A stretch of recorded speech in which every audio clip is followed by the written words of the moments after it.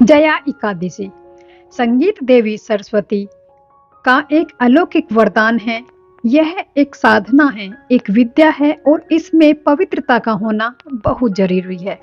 जिस सभा में अगर अपने से बड़े और गुरुजन आदि उपस्थित हों, वहां प्राणी को संयम और मर्यादा हमेशा बनाए रखनी चाहिए ताकि गुरुजनों का अपमान न हो और उनका सम्मान हमेशा बना रहे।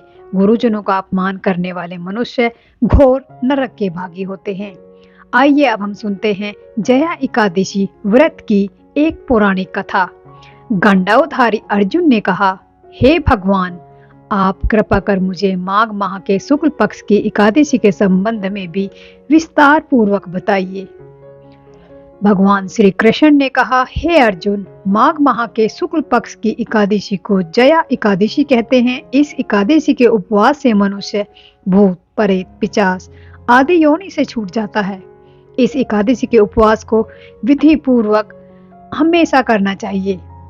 मैं तुमसे जया एकादशी व्रत की कथा कहता हूँ, ध्यान पूर्वक सुनो। एक बार देवताओं के राजा इंद्र नंदन वन में भ्रमण कर रहे थे। चारों तरफ किसी उत्सव का सा माहौल था। गांधारों गा रहे थे और गांधारों कन्याएं नृत्य कर रही थी।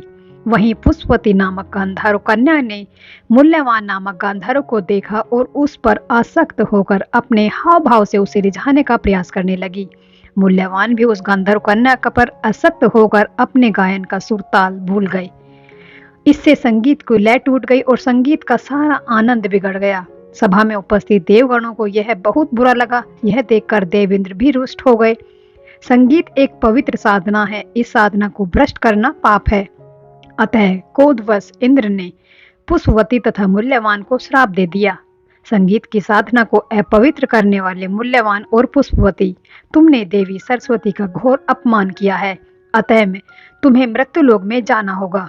गुरुजनों को सभा में असंयम और लज्जाजनक प्रदर्शन करके तुमने गुरुजनों का भी अपमान किया है। इसीलिए इंद्रलोक में तुम्हारा रहना अब वर्जित है। अब तुम अधर्म, पिशाच, असंयमी का जीवन व्यर्थ बिताओगे।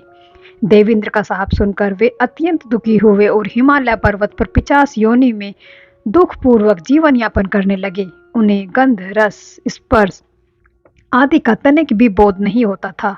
वहीं उन्हें असहनीय दुख सहने पड़ रहे थे। रात दिन में उन्हें क्षण क्षण के लिए भी नींद नहीं आती थी।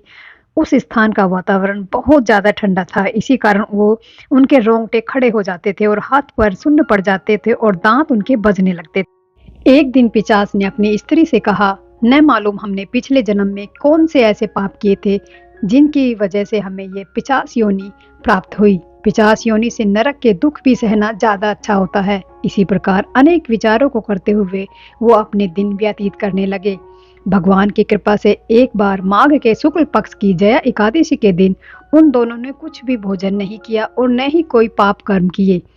उस दिन मात्र फल फूल खाकर ही पूरा दिन व्यतीत किया। महान दुख के साथ पीपल के वृक्ष के साथ विश्राम करने लगे। उस दिन सब सूर्य भगवान अस्तांचल हो रहे थे। वह रात उन दोनों के लिए एक दूसरे से सटकर बड़ी कठिनता से काटी। दूसरे दिन सुबह होते ही प्रभु की कृपा से उनकी पिशाच योनि से उन्हें मुक्ति मिल गई और पुनः अपनी अत्यंत सुंदर अप्सरा और गांधर्वों की देह में वो वापस आ गए तथा सुंदर वस्त्रों तथा आभूषण से अलंकृत होकर दोनों स्वर्ग लोक को चले गए।